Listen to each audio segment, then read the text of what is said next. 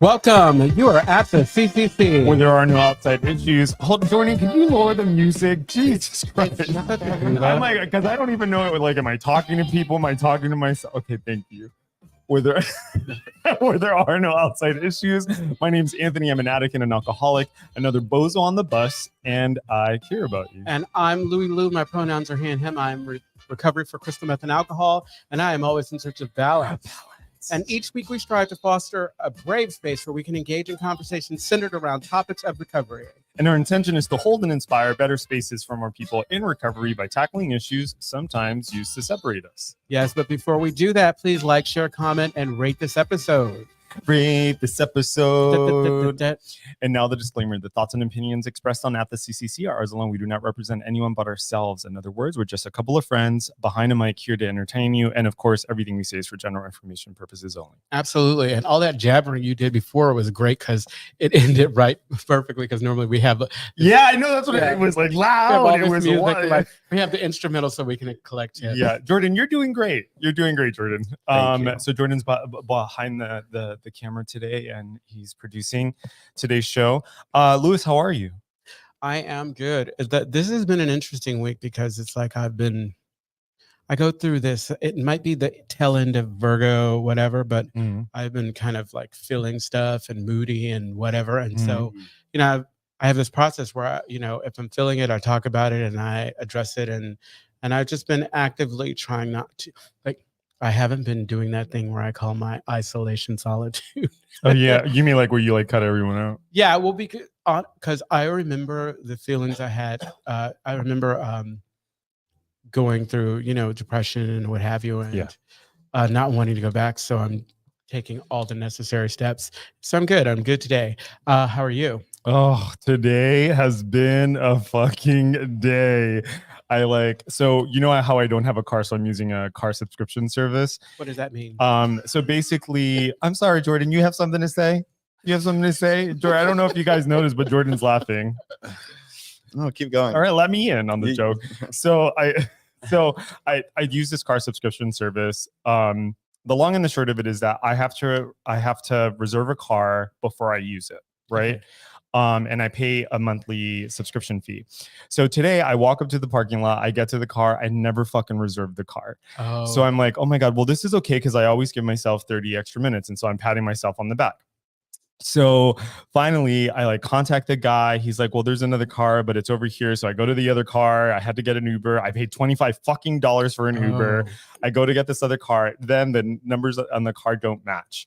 So now I'm like, oh my God, how am I going to get? So then I get in this car. Finally, I get to work. Then I had an intake, and then I had to do all this stuff. And then I had to go to another hospital. I'd do all that stuff. Then I had to come back to my hospital to wrap up a note. And then I have to go from there to come over here. And then there was traffic. I was just so much. Oh my God. And then I almost didn't show up to here on time. I literally, for people listening, I got here 5 minutes ago. Wow. I am so. I guess, you know what? Everything I've been going through this last week is nothing. It's been a lot. But we have a guest here today. We do. He's an old friend of mine named David. David, how are you doing? Hello. I'm doing very well. Yeah. Thank you for having me. Excited to be here. Yeah, I'm excited to have you here.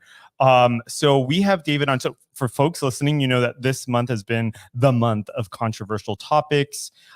We've talked about politics. We've talked about, what else have we talked about? Race.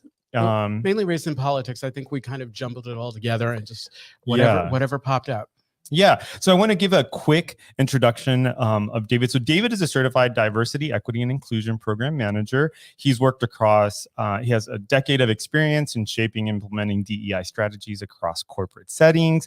A core focus of his work has been aligning organizations' talent acquisition and management strategies with its overall business objectives with the DEI lens. I love it. He's nodding. It's like, yeah. You're getting it right. I know. It's like I'm reading his LinkedIn. He's especially when you get to these adjectives. When you get to these adjectives, right. He is adept at understanding the company's goals, identifying these skills and capabilities needed to achieve these goals, analyzing, operationalizing data design, build and scale innovative strategies and programs to attract, retain, and develop the right talent. In other words, what were we going to say, David? Oh, nothing. You went right. You went wrong. You went wrong. So I invited David, one, because he's an old friend of mine, and I knew that he was in DEI work. But one of the things that I really appreciated about David when we met in undergrad was that race and identity politics and intersectionalities were all things that were very important to him. And so, he's then since taken that and he's made a profession of it. Most definitely, yeah. I mean, I remember back in college, Anthony having a conversation where he's like, "Girl, why do you like being conquered all the time?" It was just my dating preferences. So and I was like, "I'm in it for the good credit." What are you talking? Okay, but no. but we knew that we were gonna get along well. There, but yes, and then applying just consciousness grew from there, and now I'm making some coin off it. Well, whatever you're doing what you got to do. You're doing what you got to. Exactly. So David, let's start off with defining what DEI is. So what is DEI? So we in diversity, equity, and inclusion. But as someone with your level of experience and expertise, what does it mean? Yeah, so diversity, equity, inclusion. So this is really, it's a cultural practice, a practice in business. And so what this does here is diversity is embracing, acknowledging all the differences that make us all unique. So, looking at race, ethnicity, gender, sexual orientation, religion, etc.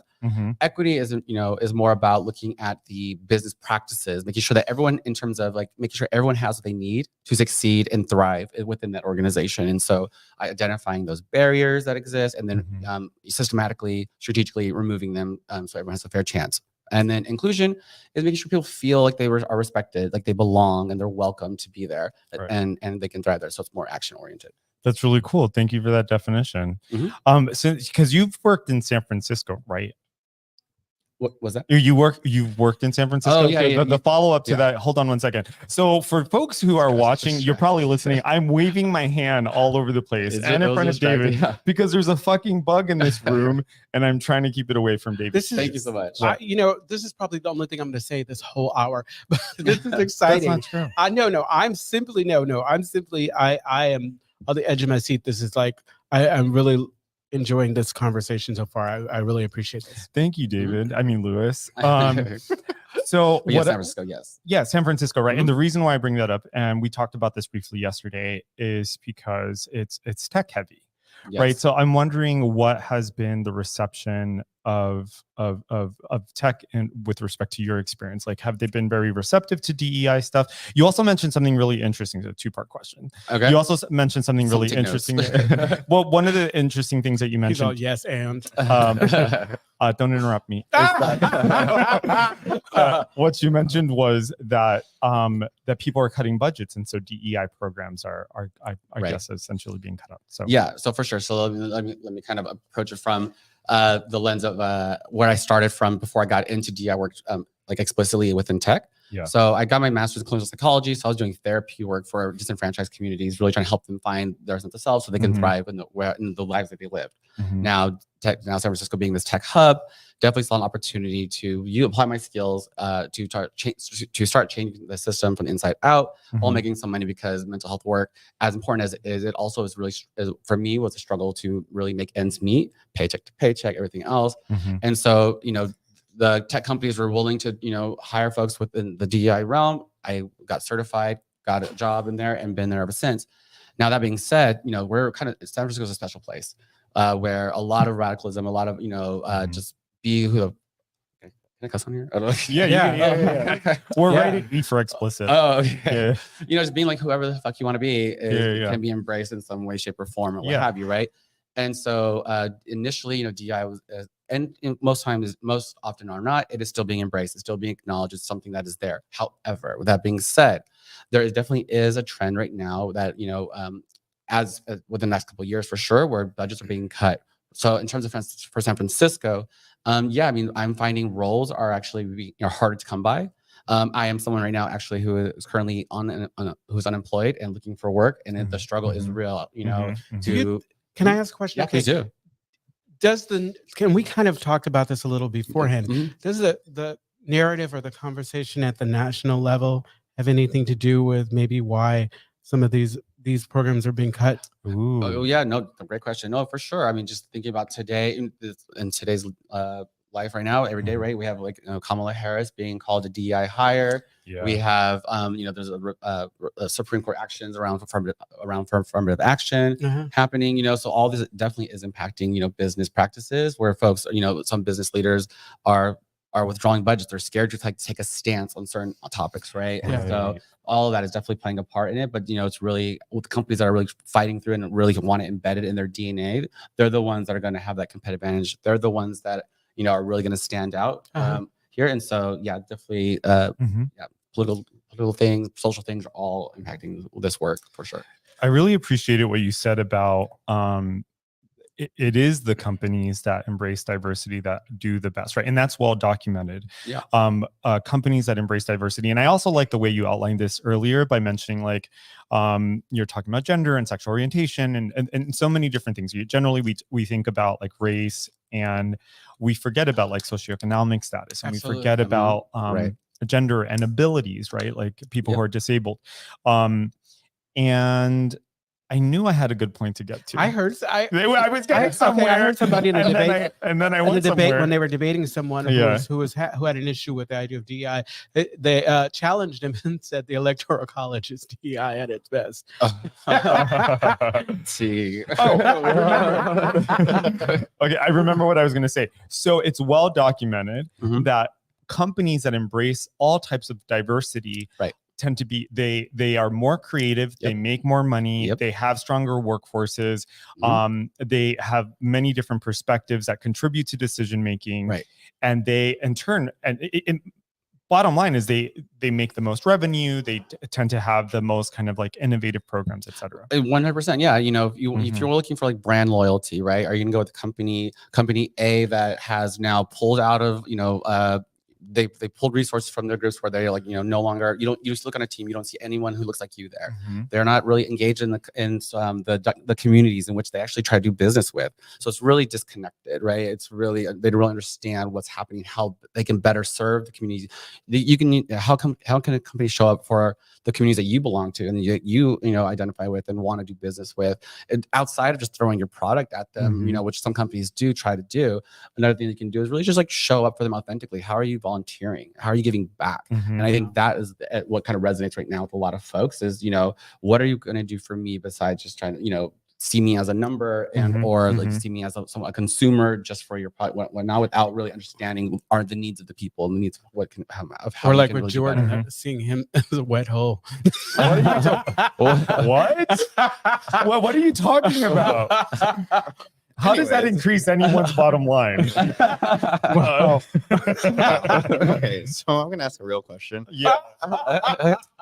So knowing that CCC is about recovery, right, and this more recovery focused, for somebody who is looking to look for a job, right, how beneficial or hindrance is it to say I'm in recovery when applying for a job or speaking openly about work, things like that, to say interesting. I think well, that is a great question. I think in terms of like your own, like the own individual's personal like safety with that disclosure is really understanding the culture of the company. So I would probably I would suggest maybe do some research first, doing some homework into how the company, what are their values, what's their mission like, what how are they, what programs do they currently have? Maybe reach out to someone who works there, just to have an informational conversation to kind of just see, do they feel supported and what needs that they have. Because it is a vulnerable situation to put yourself out there and then to not get the job because of that, then that is a discriminatory practice as well, because that is not a hindrance on how you're going to perform in the job in of itself, right? And so one thing, just approach with caution, do some research behind that, see what, and then you can even ask them as well, because you're also interviewing the company too, right? And so you want to ask them, what programs do you provide for folks when, what are some of the benefits and things you have available to folks who might be going through a stressful time in their life that might need, mental health work. And so so just really drilled in on that. And then if you feel safe to disclose that, then you can say, oh, because of this reason. I'd probably approach it with that lens. Yeah, I love that. So what's interesting about this is because Jordan's question reminds me of like conversations that we've had about disclosure before. Yeah. And one of the places we've landed with that is like you disclose whether it's your HIV status, whether it's your like ability or like illness or whatever it is that you disclose when you stand to benefit from the disclosure because you owe no one anything. And the other thing I was thinking about though is that when does I imagine that if someone were to I don't know, Jordan, I just don't know that it's like a smart idea to like in an interview be like, and by the way, I'm an alcoholic. I don't know. I don't know. I had without giving it context. Yeah, you know, definitely actually, want to. Yeah. Right. In my active addiction, I think the key is my active addiction. I interviewed with this one company and I was super excited. At first I didn't want it, but I showed up and somehow I ended up talking about my mental stuff. It was like, if I could look back now and I realized, oh yeah, I'm not getting this job. I mean, the interview is not the therapy session. Exactly. Yeah. You're like, I have a nervous tick. You're like, we haven't started the interview. But I think it goes into this idea of diversity, right? To say that I have experience in this whole other realm, this whole other world that most other people don't, as known as 12-step, right? I've lived and experienced, and I live in a different way of life that I hadn't before, right? So I think that to me, it could be an asset to say, hey, I'm part of this 12-step community, and I abide by these principles, right? Whatever they may be. I think that could be, in my ideal mind, right? Diversity higher in and of itself. I feel like you should tread lightly on that because I also feel like you shouldn't lie. You don't want to become the person. Well, right. Also, too, I mean, you got to think of it like this: like a lot of hiring managers or HR folks, right? They want to protect the company. The company is they want to make sure they're not getting into any hot water with anything. They don't want to, so you see a lot of folks who when things, someone had done something racist, someone did something like wild, acting out, whatever, like they especially now, right? In the way that our social political climate is, like the people are getting shut, they're getting fired, they're getting, canceled, whatever it may be, right? So, so I would definitely suggest, ease on the side of caution with certain disclosures of that nature. However, again, like I said, you can ask about in roundabout ways first, and then once you get that foot in the door, once you're there, then you start to explore and kind of see what what options exist there. Just because, it just can send off some flags, which is also like. Not necessarily Yeah, I get that. Justin doesn't look satisfied with his name's Jordan. I know. Sorry, Justin. But part of what I love that you're bringing up here is that you're talking about neurodiversity, right? Like, and also like a person's ability is a protected class, right? Like if we're talking about the legalities of it. That's true, but that's the thing, is that it's easier to shut the door on someone at the onset than it is further in, right? Like if you're already employed and you disclose and you like lose your job, then that's a what, Title IX, I think. In the research that you do leading up to, I feel like you can get a feel of where the company might be based on what they prioritize. So. Definitely. Well, can I tell you something? And David, I'm curious about what your opinion is on this. So, like to your question, Jordan, what is your problem? You were late. Thank you. It's like I was late. I was coming all the way from Antioch. And I love. So one of the things so right now I'm applying for postdocs, and I work in addiction medicine and LGBT, and I have a history. I've historically worked with LGBT populations. Okay. So I've been thinking a lot about including that, like I'm a man of color, and I don't know why I said it that way, but I'm a man of color, and I'm in recovery, and I'm gay. The blacks. Yeah, I'm basically like I'm gay, I'm brown, I'm drunk. And there's a part of me that's like, oh, that's, it's empowering. I think it is relevant to the postdoc. Oh. But there's another part of me that's like, based on like the conversation we just had, which is like, oh, is that a smart idea? I mean, sorry, go ahead. No, I was saying because I'm not necessarily in that space to like approve or like have experience having. I see what you're saying. I mean? Like I kind of sort of speak to like what information would be most pertinent to help you, get through and whatnot. I mean, for me, it always goes back to like you mentioned protected classes, right? So if we're talking about all those things that you can't say that because they can't really deny you necessarily for that, right? So in my mind, it's like don't give them a reason.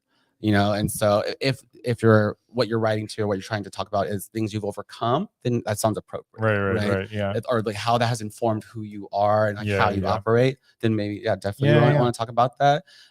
But like, for me, I just come from like a corporate lens of things. That's something you probably wouldn't want to disclose again at the onset. Because it's one thing to talk about. You mentioned neurodiversity a moment ago. We're talking about it's like, tell me about yourself. Some kind of question like that comes through. I'm an alcoholic. When you want, and you mentioned this story of a neurodiverse situation, and which is our experience that you've had and whatnot. That's okay to like say in that sense, because they can't necessarily let you go, because if they did, then there's a backlash around that, where it's like they let me go because I'm of this community here. That puts them in hot water, right? But saying 12-step alcoholic, that's more that's not necessarily a protected class, so that's a different there's a different set of like risks to be taken with that. It would seem as though before you're in, they don't really have any kind of loyalty, and because like there's no guarantee with 12-step or any kind of recovery. And like you said, it's like their responsibility is to kind of protect the company. Yeah. But could you argue? So there is some background. I'm a social worker, and so there's a lot of research around that. Addiction is now a disease, right? So wouldn't that fall under a protected class now that it's always? I mean, David's also not an attorney. It's always been kind of classified as a disease, but even if folks haven't been like looking at it that way. Isn't that correct? Well, also I think with as a disease, but it's not a protected class in that sense. I think because like when you're thinking of like protected class, those are like what do you call it? Unchangeable characteristics of oneself, right? Like you are female, you are male. Just lean on the homosexual. You are like sexual orientation, all those types of things. Like, and I mean, so like autism wouldn't fall under that? No, autism does as a neurodiversity. Like autism does fall as a protected class for sure. Okay. Yeah. I'm looking over your notes here. Can you tell us a little bit about this, where you talk about impact of DEI backlash? Oh, my notes. Yeah. Just I mean, you don't have to read them. Just tell us. Yeah. So like this isn't audible. No. So like just when we talked about earlier, some of the how pulling funds and stuff like that were happening. A lot of that really has stemmed from like as the pushback from the far right, or just billionaires, people with money of influence, and they're putting things out there saying like DEI is wrong and illegal in of itself. So we have billionaires like Elon Musk and folks, current president candidate Donald Trump, like saying that these things are actually wrong for business and bad for business, and so that's it has influence, it has sway, it had those things like that. It creates a narrative or it fuels a narrative that does already kind of exist, that underpins the work itself, within U.S. American culture here. And so companies then, not say that was the cause that made companies want to pull back, but it does kind of I think it gave allowance to, right? Of reaffirmed that like you don't necessarily need to necessarily do that. And so that's kind of what I feel that. Okay. Thank you. Yeah. Did you have a thing, Louis? No. I'm just nodding, agreeing. Oh, okay. Yeah. Well, because I had a follow-up. Yeah. Well, I just want to make sure I wasn't talking over you. No. So like that would stop you. He talks over me. You know what? Hey, shut up, black man. And I'm all wah wah wah. I have never, for the record. Can you play that tape back, please? Okay. All right. Where's the HR? She got receipts. I know. No, she doesn't have receipts. I know. Throw that beautiful bean footage. What? I was saying, so just on top, just real quick on that note there. So like as a lot of companies and within DEI work itself too, a lot of it when they're pulling funding and resources towards it, a lot of it also becomes very face value and self-serving, where a lot of it becomes like very episodic programming. Oh, let's put on this. Let's have a workshop. Let's put no, seriously. Let's have a workshop. Companies want these like one-off situations where the work is not necessarily tied to something larger for the company. That's with the face value. That's the self-serving moments that happen. I saw the DEI versus the affirmative action there, and it sounds like what kind of happened with affirmative action, where folks were afraid of being penalized, and so they were. Right. Yeah. They're so like performing like, we're going to do this, we're going to do that. And this way, when you come and check us, basically, they want to check the box and whatnot. And so it's like, oh, we need to put out a statement for this social thing that happened here. And, we need to say this thing, but there's actually no real systemic change that's happening within the organization itself. Like there were no policies that were made. There were no benefits that were created. So it kind of falls on deaf ears from that leadership. Just a box that's checked. Exactly. And then, and I'm sorry. And then because they're not doing the hard work to kind of build it into, then they can later on say, and see, this is why this is not, effective, because we're doing it. Well, right. And yeah, and or it's very like vanity, like vain metrics that they'll say, oh, we wanted to increase, diverse hires like this. And they put it out there, but they don't really say exactly what that looks like, break it down for us. And like, how are you actually, how's that, what does representation look like as you scale up the ladder? We all, I think it's really common knowledge right now to know that as the higher you go up, the less diverse it gets. And so what programs the higher you go, the pinker it gets. Yeah. Well, you know what? Go ahead. Oh, no, and then it becomes, then also it's part of the conversation is about like, well, who's responsible for doing the work? Yeah. Right. And so a lot of that falls on the folks who are already marginalized and underrepresented and who are struggling kind of like, develop and grow within their own careers. And by that, I mean, one such program that exists within a lot of tech companies right now they will launch employee resource groups. Great. They're awesome. I love them. I've launched them, and whatnot. Employee resource groups are volunteer led groups within a company that center around a certain identity and, that allows them to have community, makes the company feel smaller, a little bit, allows them to bring things to awareness. And then that's where you see a lot of these, like, oh, there's an event, lunch and learn. There's this workshop that this group wants to do. There's this Heritage Month situation. So those programs are happening, and those are fun. And I'm not discrediting them. You can learn a lot about it. But if there's no change and action oriented call to action from there that the leadership is willing to take on and be responsible and accountable to, then that's volunteer work, and they do that on top of their day jobs. And so in my experience as a DI professional, working with these my colleagues, at the company, they're burnt out. We see high rates of attrition.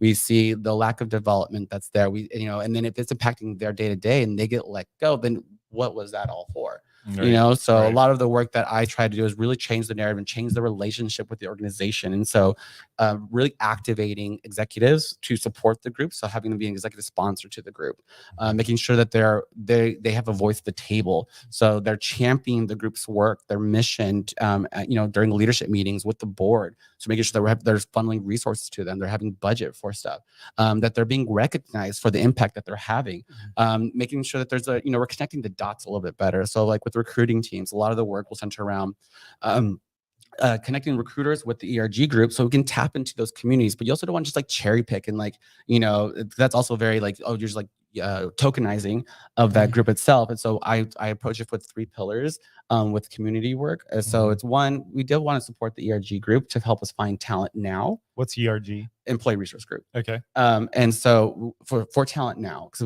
we have roles to fill. If we want to increase diversity, your ERGs are a great internal resource that doesn't cost you any money to really tap into necessarily on that front. But you want to do it authentically. So do it authentically, then how else can we give back to the community? And one way is how can we prepare for talent for the future? And so what are some of the younger STEM programs that exist out there for a particular demographic group that the company can support in whatever ways that would work for them or the group wants to do, and letting the ERGs have a say in that, giving them agency to kind of own some of that and that influence those decisions is great. And then also like how are we supporting the communities that we want to employ, that we want to support and do business with? So this allows us, to tap into new markets for a company, allows them to really do it. So there's a lot of benefits for companies to really show up for the ERGs. And then also, how are we incentivizing those folks to take on leadership roles within that ERG? That's a huge one for them because they, either it's paying them a stipend, giving them some extra money. I mean, who doesn't want more of that? But also they want to know that they're going to be able to grow within that organization. Yeah. So, developing professional development programs. Yeah. Right? Well, you said it earlier. I mean, putting people in higher ups in place, I feel like that's the biggest incentivizing, like making sure that I am not hung out to dry because I stepped up. Yeah, no, for sure. So like with the executive sponsors, one way that I have been able to have impact within organizations this way is, if folks want to step into leadership roles in that employee resource group, they will have access to, have one-on-one time with that executive, being able to have them as a mentor, giving them, letting them like shadow them in their meetings, also having those executive sponsors do workshops for the groups and, for the company on what skills and leadership skills that they want to pass down, and this is a great conversation to have with leadership teams that ERGs and, your employees can have a voice in as well, because they want to know what behaviors This is kind of where that inclusion starts to show up. What behaviors, what actions that we want the company to, the skills, competencies, what have you, that we want to have to underpin the culture of the organization. And then now I can help and create content for that and develop those workshops and have the leaders lead those workshops. So now, it's a return on investment here. Like this is very cyclical, like type of programming, and skill development and professional development. And so these are ways that, I think are important to talk about, because again, going from face value, self-serving, programmatic things to more systemic and intentional and authentic allyship, and just showing it for your employees. This is what's going to help keep your employees. This is what's going to help develop brand loyalty. This is what's going to attract talent to your company. Absolutely. As well. Yeah, you brought up something really interesting that I want to go back to, which is, or maybe you didn't bring this up, but you were talking about, maybe I'm bringing it up. I'm going to bring it up. Maybe I'm bringing it up, and maybe I think it's interesting. Speak on it. Is retention. Yeah. Right. Did you bring that up? Yeah. It doesn't matter yet. Yeah. It is. I did. I said it. Roll the tape. Roll the tape. So retention, right? Because I noticed this actually when we were both in undergrad, that the school was always about like, oh, we're bringing in a bunch of like POC kids, but then the POC kids would come onto campus and then they would get overwhelmed because either it was like financially not sustainable, because the environment was hostile, right? And so they couldn't retain those students. Or you also had, and I've also seen this in work environments. I used to consult for a company in Oakland, and they had the long and the short of it is like every Black employee that they hired had quit by the end of the year. Right. And it was because it was a hostile environment. Oh, for sure. Right. Yeah.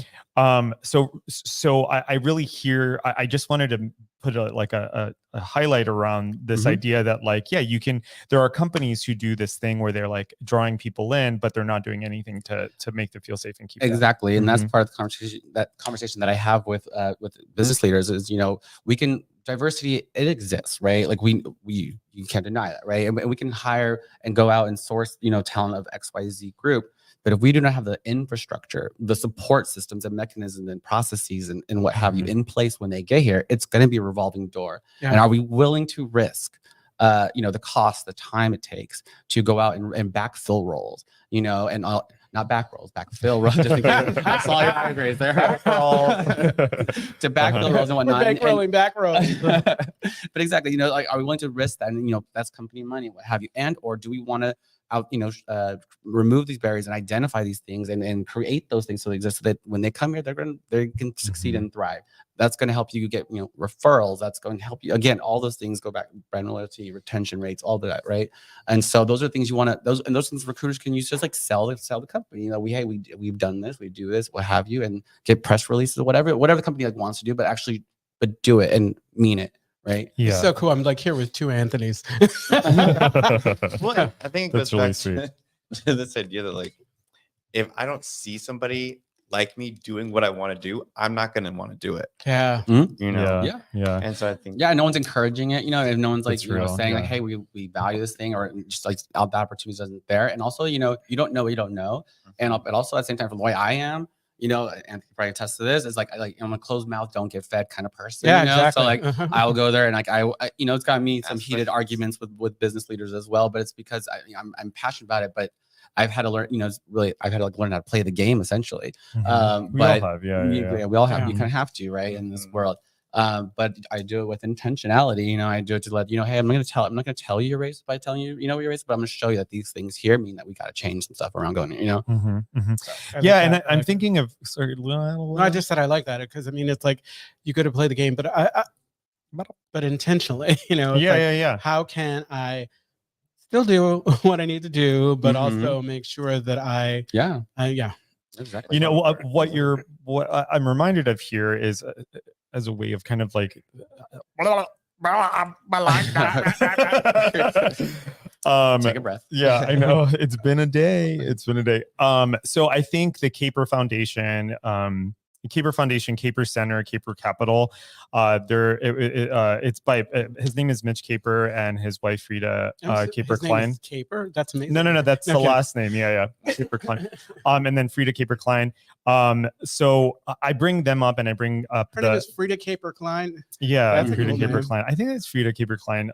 They're both amazing people. I bring them up because they were the original creators behind what's called the SMASH program, and so it's a program that prepares young students of color to enter the STEM fields, science, technology, etc. Right. Awesome. The other thing is that the Caper Foundation or Caper Capital it engages in what's called like conscious capitalism, right? Which is like taking money and funding like black and brown, but yeah, you know what I mean.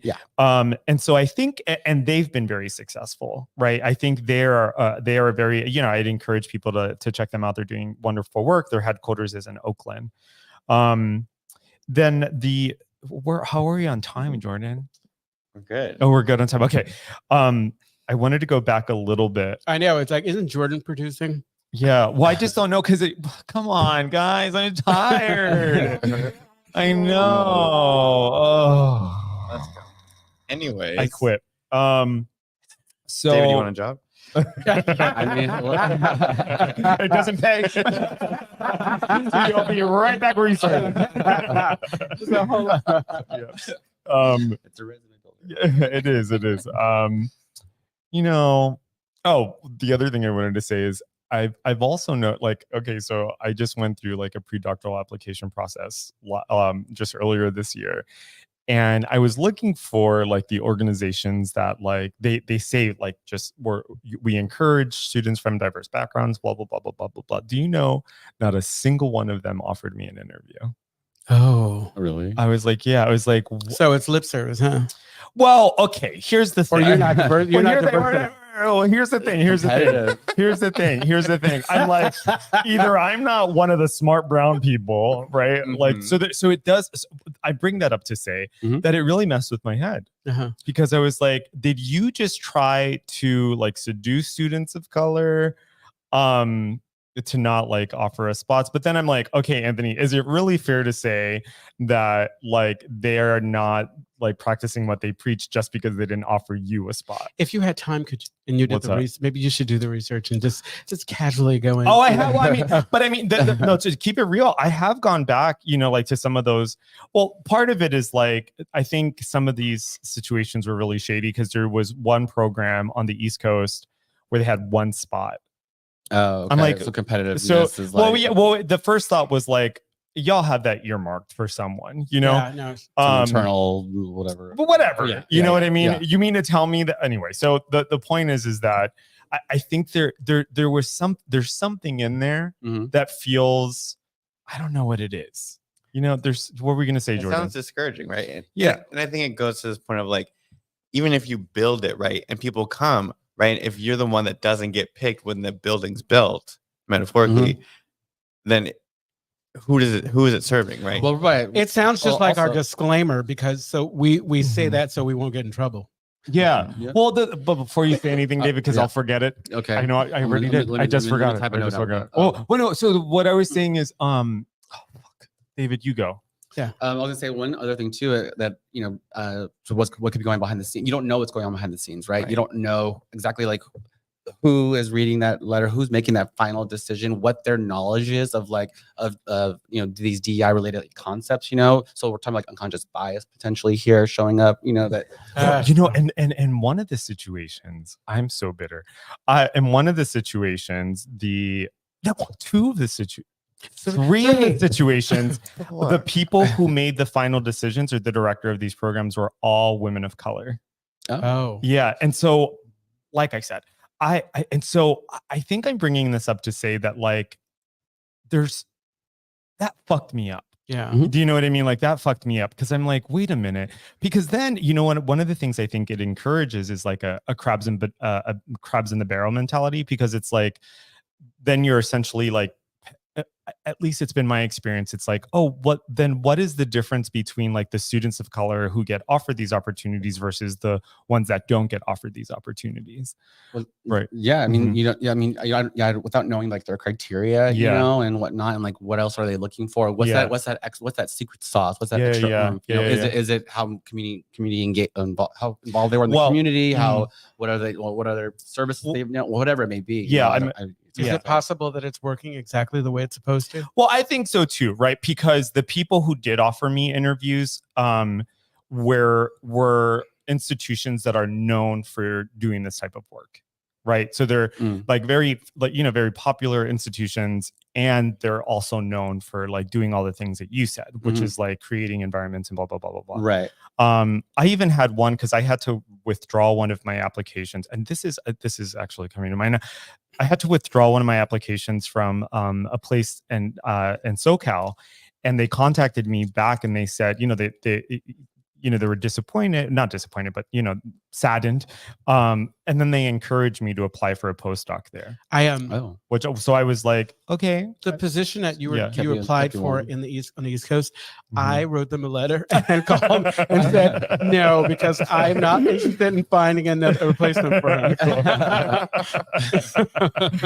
In the end, I agree with you, Louis. I think it all worked out exactly the way it was supposed to work out. But it's like there's nothing wrong. It's understandable. It's like you were supposed to love me. Supposed to love me. The other thing, and another thing, the other thing it brings up for me is like, so like I've worked very hard, right? And I've done all this stuff, and like statistically, I represent less than 1% of the population when it comes to like these fields that I'm entering in, right?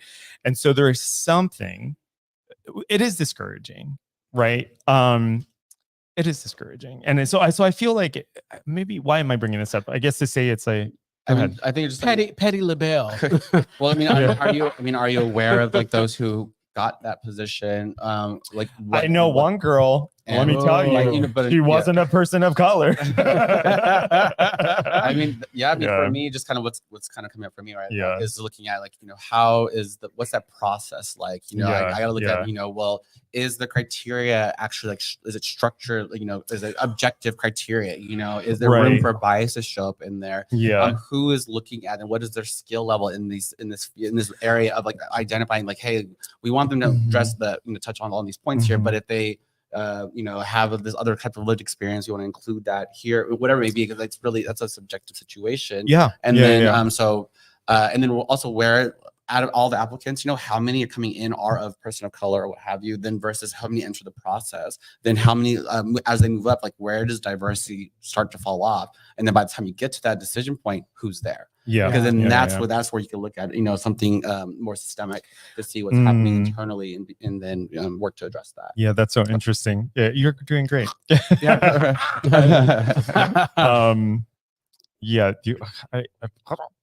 But so what I was thinking of is the way that, because what you're describing to me is the way that systemic oppression works, right? So you can, for example, it's kind of like the exception rule, right? So it's like we are grooming this person to enter into this program, right? And maybe that is a person of color, right? But maybe that is a person of color, right? But there's a way in which systemic oppression is still working there, right? Because it's the person in power that's saying, I am dubbing you, like I am touching you, and you get to come in, but no one else gets to come in. I mean, competition is real, especially in that space, and like also too, like where are they pulling these folks from? Right. And I think on the other side too, right, is that you applied to how many places? I think 15. Okay, and you got 6. No, I know. I'm not complaining. I'm not. I'm not complaining. Listen, I'm not complaining. I know, but to say that is right. I think we are so quick to point out the negatives or the faults. I didn't get this, I didn't get that. But yes, you fought hard. Yes, we're going against all these different odds as who we are.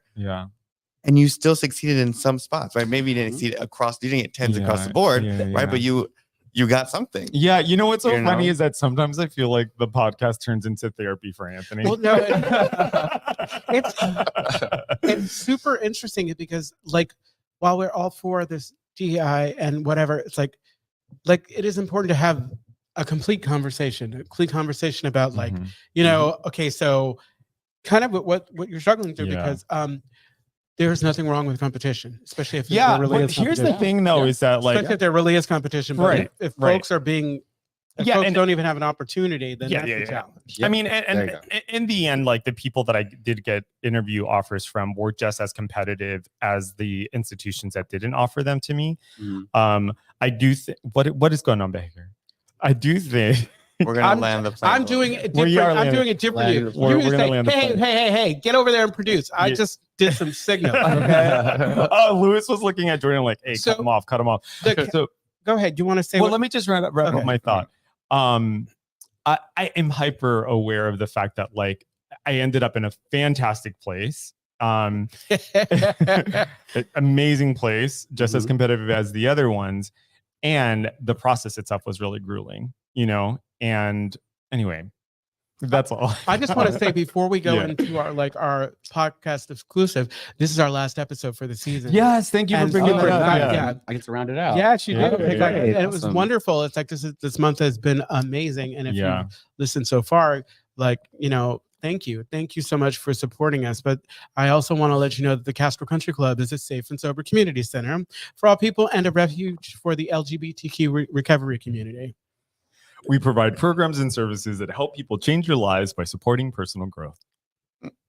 Wait, there's more, Jordan. Yeah, I got it. And our vision, Jordan, is to reduce the suffering of addiction by connecting people to community, opportunity, and support. You can find more information, including all the ways to contact us at www.castrocountryclub.org/podcast. Yes, and tune in every Wednesday at 8 p.m. Pacific Standard Time when we go live on our Castro Country Club Facebook and YouTube channels. Find us wherever you listen to podcasts. Awesome. Thank you.